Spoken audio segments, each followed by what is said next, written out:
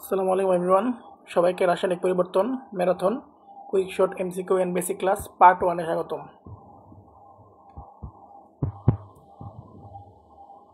শুধু 2 ক্লাসে এই চ্যাপ্টারটা আমি শেষ করব।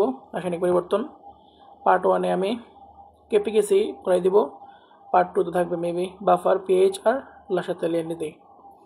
চলো ক্লাস শুরু করি। তো আমার পেজ ফারদিনস ব্যাকবেঞ্চার একাডেমি, যারা নতুন ক্লাস দেখছো তারা একটু ফলো এবং লাইক করে দিও। সর্বপ্রথম গ্রিন কেমিস্ট্রি। আমরা সবাই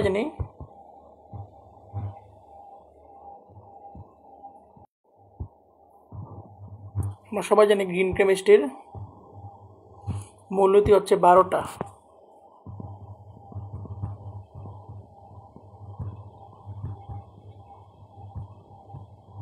যা 1991 সালে প্রণয়ন করা হয়।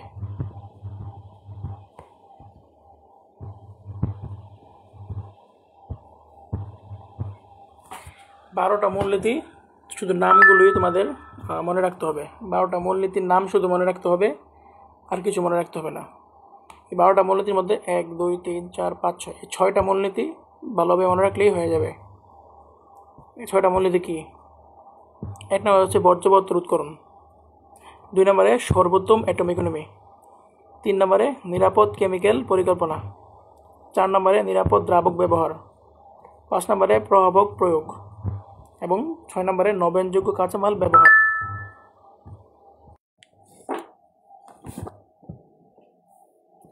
এই 6টা নিজে ভালো করে পারলেই মোটামুটি এমসিকিউ কভার আপ করা যায়। এর মধ্যে সবচেয়ে যে একটা লাইন মনে রাখতে হবে সর্বোত্তম অ্যাটম ইকোনমিটা সম্পর্কে। সর্বোত্তম অ্যাটম ইকোনমি অনেক ইম্পর্টেন্ট,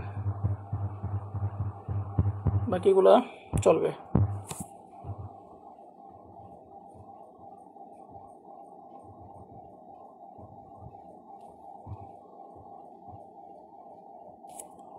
মনে রাখবেন সর্বোত্তম অ্যাটম ইকোনমিকে বলা হয় তাৎপর্যপূর্ণ ইকোনমি,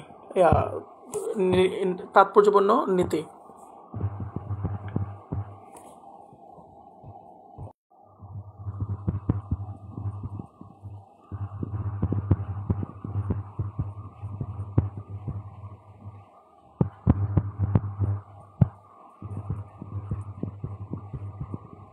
তাৎপর্যপূর্ণ নীতি।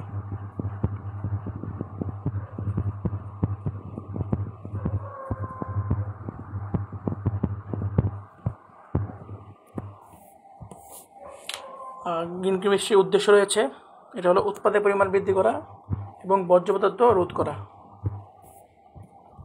Effector less important. ইফেক্টর মানে হচ্ছে বর্জ্য পদার্থের মোট ভর বাই কাঙ্ক্ষিত উৎপাদের ভর। ইফেক্টর বৃদ্ধি পাওয়া মানে বর্জ্য পদার্থ বৃদ্ধি পাওয়া, কারণ ইফেক্টর সমানুপাতিক বর্জ্য পদার্থ, আর বর্জ্য পদার্থ বৃদ্ধি পাওয়া মানে পরিবেশ বান্ধব কম হওয়া। পার্সেন্টেজ অফ অ্যাটম ইকোনমি কাঙ্ক্ষিত উৎপাদের ভর বাই মোট উৎপাদের ভর ইন্টু 100। তো পার্সেন্টেজ অফ এই বৃদ্ধি পাওয়া মানে উৎপাদ বৃদ্ধি পাওয়া মানে পরিবেশ বান্ধব হওয়া।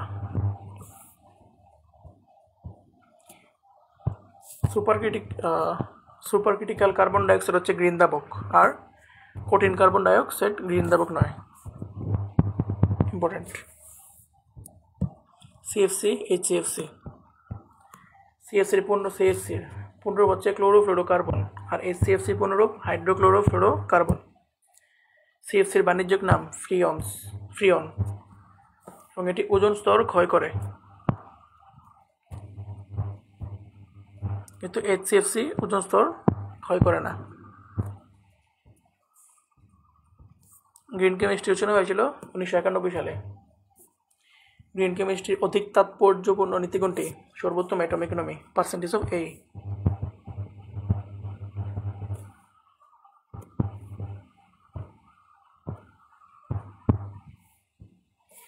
সবুজ রসায়নে দ্রাবক হিসেবে CCl ব্যবহৃত হয়, এমন কোনো কথা সবুজ রসায়নে নাই। বর্জ্য পদার্থ সর্বনিম্ন রাখা হয় এবং বিষক্রিয়ামুক্ত দ্রব্য দিয়ে ব্যবহৃত হয়। ইয়েস, তাহলে 2 3। সবুজ রসায়নের অন্তর্ভুক্ত কম ক্ষতিকর রাসায়নিক সংশ্লেষণ, নবায়নযোগ্য কাঁচামাল ব্যবহার, বর্জ্য পদার্থ প্রতিরোধ। 2 ও 3 হওয়ার কথা, কিন্তু গাইডে 1 ও 2 কেন দেওয়া বুঝি নাই, 2 ও 3 হবে। একমুখী বিক্রিয়া। একমুখী বিক্রিয়া হলো বিক্রিয়া শুধু সম্মুখ দিকে ঘটতে থাকে, তখন সেই বিক্রিয়াটিকে বলা হয় একমুখী বিক্রিয়া। যেমন মনে করো 2KClO3 2KCl প্লাস 3O2 তাপ দেওয়া হলে এই বিক্রিয়া কেবলমাত্র সামনের দিকে হতে থাকবে, তাই এটা একমুখী বিক্রিয়া। বহুমুখী বিক্রিয়া সম্মুখ দিক এবং পশ্চাৎ দিক উভয় দিকে ঘটতে থাকে। সম্মুখ দিক ও পশ্চাৎ দিক উভয় দিকে সংঘটিত হয়, এই বিক্রিয়াকে বলা হয় উভয়মুখী বিক্রিয়া। যেমন এটা একটা এক্সাম্পল, এটা একটা এক্সাম্পল, এটা একটা এক্সাম্পল। বহুমুখী বিক্রিয়ার বৈশিষ্ট্য। বহুমুখী বিক্রিয়া উভয় দিক থেকে শুরু করা যায়, বিক্রিয়া সম্পূর্ণ হয় না, সাম্যাবস্থায় আসার প্রবণতা আছে, সম্মুখমুখী বিক্রিয়ার হার এবং পশ্চাৎমুখী বিক্রিয়ার হার সমান হলে বিক্রিয়াটি সাম্যাবস্থায় উপনীত হয়। বহুমুখীকে একমুখী করার প্রক্রিয়া। খোলা পাত্রে বিক্রিয়া হওয়া, উৎপাদকে সরিয়ে ফেলা এবং উৎপাদ অধ্যক্ষেপ আলাদা করা। খোলা পাত্রে হলে গ্যাসটা আসলে উড়ে যায়, যার কারণে বিক্রিয়াটি বহুমুখী থেকে একমুখী হয়ে যায়।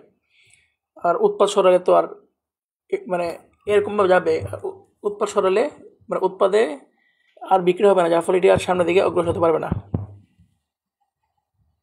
উভমুখী বিক্রিয়ার বৈশিষ্ট্য। বিক্রিয়া শেষ হয় না, উভয় দিকে বিক্রিয়ার হার সমান হয় না, সমান হয়, সাম্যাবস্থা আসার প্রবণতা আছে। কেপিকেসি 5 star. Kp is equal to Kc RT del N. Kp is equal to Kc RT del N. del N মানে কি? del N মানে হচ্ছে উৎপাদের মোল সংখ্যা মাইনাস বিক্রিয়কের মোল সংখ্যা।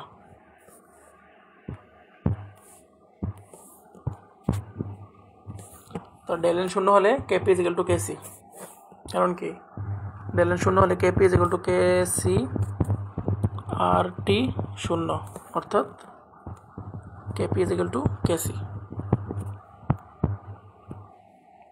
Kp এর একক মূলত Kp Kc কোনো একক নাই, Kp শুধু Kp একক নয়, Kc এর একক আছে, Kp একক ও Kc এর একক।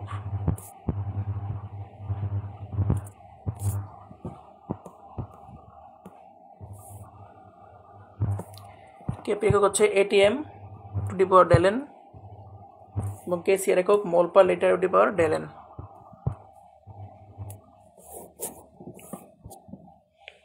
সাম্য ধ্রুবকের সমীকরণ, ইনভার্স রিঅ্যাকশন। এ থেকে বি যাচ্ছে, তাহলে Kc যদি x হয়, এটা যদি বি থেকে এতে যায় তাহলে Kc হবে 1/x। মনে করো যদি 1/x PCl5 PCl3 plus Cl2, এটার Kc 2 হলে PCl3 plus Cl2 PCl5, এটার Kc হবে 1/2।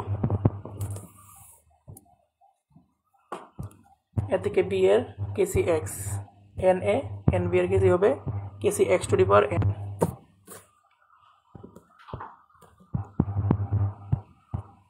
n2 কি করে দেখাই, আর এক মিনিট একটু ভালো একটা এক্সাম্পল দিই। p plus q is equal to pq। Kc হচ্ছে 5, 2p plus 2q to P Q. KC হবে 5a² = 25। এ থেকে বি, কেসি হচ্ছে এক্স, 2a উল্টে গেছে, 2 গুণ হয়েছে সাথে, বিক্রিয়া উল্টে গেছে, বিক্রিয়া উল্টে যাওয়ার কারণে 1/x, আর 2 গুণ হওয়ার কারণে x²। মনে করো a প্লাস b = ab, তাহলে 2ab 2a প্লাস 2b। এটার কেসি যদি 2 হয় তাহলে এটার কেসি কত? এটার কেসি হবে উল্টো যাওয়ার কারণে 1/2, আর 2 গুণ হওয়ার কারণে 2, কত? 1/4। Direct formula 5 star direct formula. এখান থেকে প্রশ্ন আসবে, এমসিকিউ আসবে।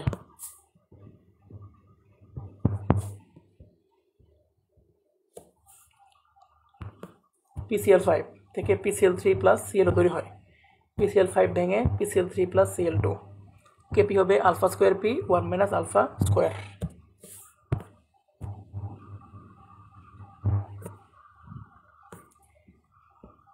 N24 ভেঙে তৈরি হয় 2NO2, কেপি হবে 4 alpha square P 1 minus alpha square.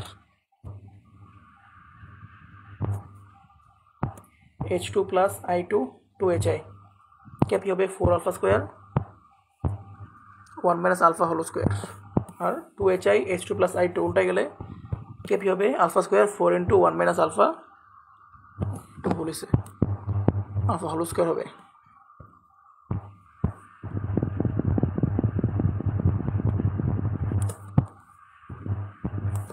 Square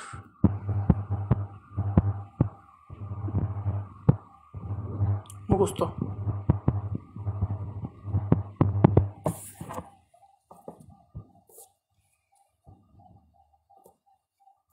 কি চলো প্রশ্ন করি।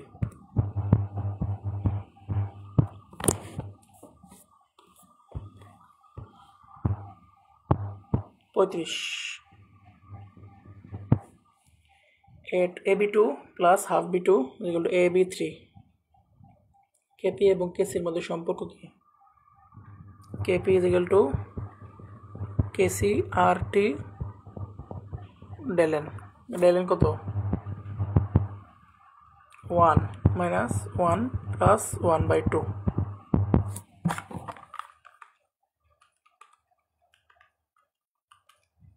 Minus half. সম্পর্ক হবে কেপি = কেসি আর টি মাইনাস হাফ। তো গো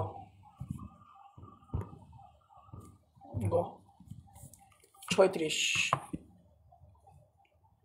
এটা কোন সম্পর্কটি সঠিক? কোন সম্পর্কটি সঠিক? কেপি কেসি না, কেপি = কেসি আর্টি গেলেন বরিশাল 23। কেপি কেসির মধ্যে সম্পর্ক কত? 37। কেপি = কেসি আর টি ডেলেন। ডেলেন হবে উৎপাদক 2 মাইনাস 4 মাইনাস 2, তাহলে কেপি হবে কেসি আর টি মাইনাস 2, কেপি হবে কেসি আর টি মাইনাস 2, কেসি কেপি করতে হবে, তাহলে কেপি = কেসি আর টি হোল স্কোয়ার, বা কেসি = কেপি আর টি স্কোয়ার। খ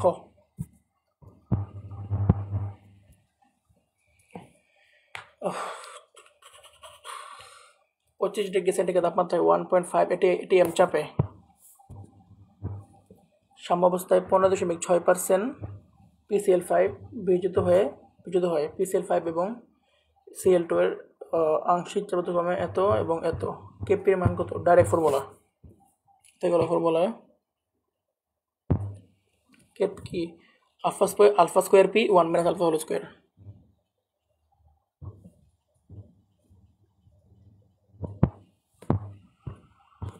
Kp is equal to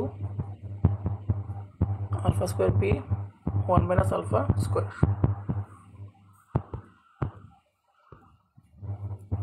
alpha কত 15.6%।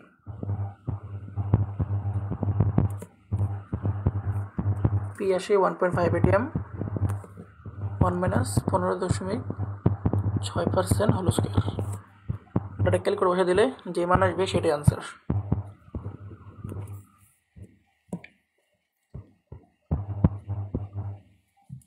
N2 is equal to N2 plus 3H2 2NH3।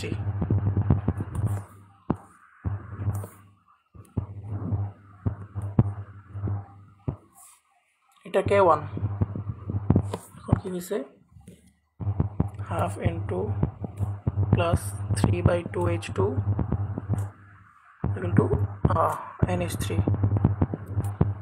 K2 কত K2 হবে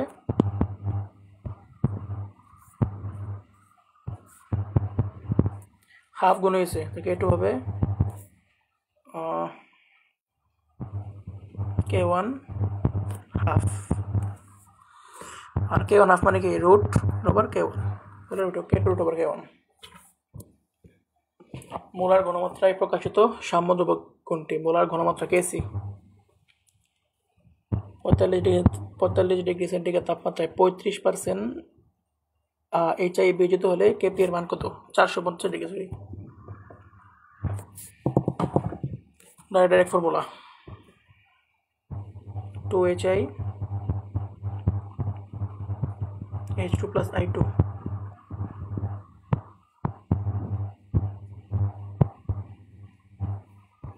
Kp কি alpha square 4 into 1 minus alpha whole square if I am not wrong. Let's check 2HY yes alpha square by 4 into 1 minus alpha square।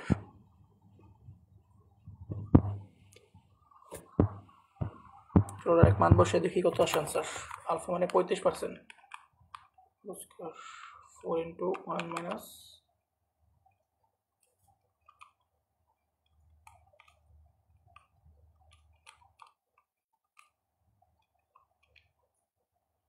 0.0725 yes খ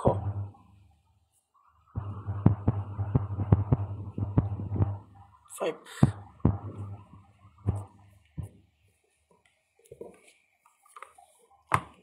A2 plus B2 is equal to 2AB বিক্রিয়াটির 25 degree centigrade তাপমাত্রা ও 1.5 ATM চাপে Kp এর মান 5.6 হলে Kc এর মান কত?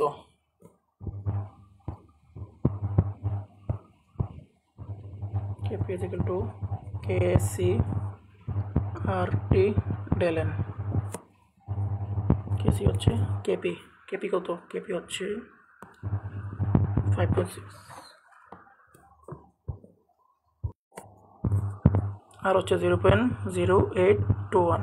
টি হচ্ছে 25 ডিগ্রি সেন্টিগ্রেড তাপমাত্রা 25 ডিগ্রি সেন্টিগ্রেড 73 যোগ 25 298।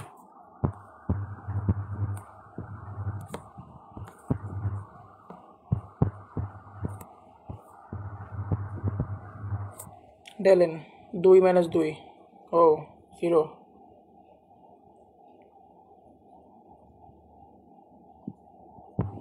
তোর Kp কে 0 তো ডেলেন 0 হলে Kp is equal to Kc মানে 5.6।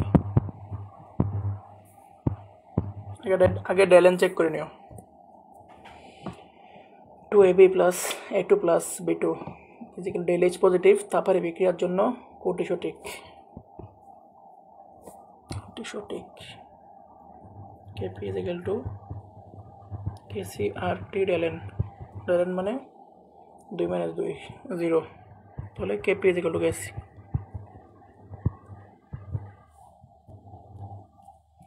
Kc এর মান ক্ষেত্রে কোনটি সঠিক? Kc এর মান 1 হতে পারে yes Kc এর মান প্রভাবের উপর নির্ভর করে না, চাপের উপর নির্ভর করে না, অসীম হতে পারে না। এটা কিছু নোট লিখে দিই তোমাদের, পেজ কি আছে।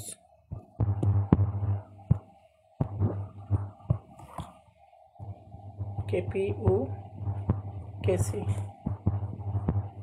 কখনো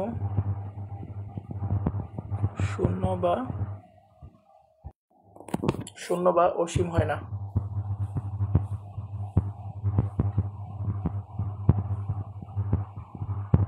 কেপি কেসি কখনো শূন্য বা অসীম হয় না।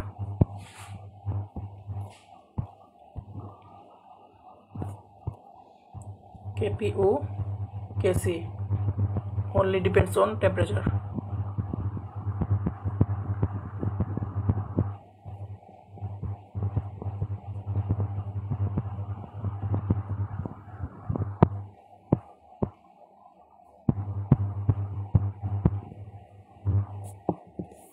তাহলে কি এক হতে পারে, কিন্তু প্রভাবের উপর নির্ভর করে না, চাপের উপর নির্ভর করে না, মান অসীম হতে পারে না। 47 N2 + 3H2 = 2NH3। কেপি এর একক কী হবে? কেপি এর একক হবে কেপি ATM ডেলেন। ডেলেন মানে হচ্ছে 2 - 4 - 2। কেপি এর একক কোনটি হবে? সেম প্রশ্ন, হোমওয়ার্ক। কয়টা প্রশ্ন আছে? লাস্ট কোশ্চেন আজকের ক্লাসের last question, 21 minute. A2 + B2 = 2AB। বিক্রিয়াটির 25 degree centigrade তাপমাত্রা ও 1.5 ATM চাপে কেপি এর মান 5.6 হলে কেসি এর মান কত? চট্টগ্রাম বোর্ড 22। কেপি = কেসি RT ডেলেন। কেসি = কেপি কত? 1.5 ATM আর কত? 0.0821 × 298। আরে এটা তো সেম প্রশ্ন। প্রশ্ন রিপিট হয়েছে, মানে আমি ভুলে যাবি নাকি এক স্লাইড ডাবল ঢুকে দিচ্ছি, সরি। এই প্রশ্ন আমরা জানি 5.6, তো স্লাইডটা আমি বাদ দিয়ে দিই।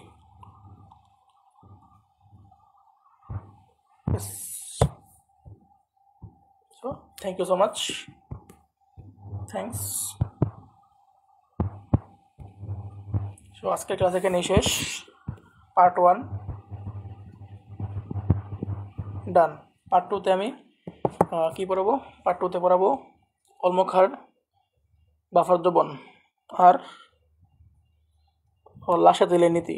আর পার্ট 3তে থাকবে রাসায়নিক সাম্যাবস্থার বৈশিষ্ট্যগুলো প্লাস অ্যাসিড ক্ষার সমতা, লুইস অ্যাসিড, রসের লাউরি প্লাস এগুলো 3 পার্টে শেষ হবে, 3 পার্ট। এটা আমার পেজ ফারদিনস বেগমজ একাডেমি। যারা নতুন ক্লাস দেখছো তারা ফলো এবং লাইক করে দিও। ধন্যবাদ, বাই।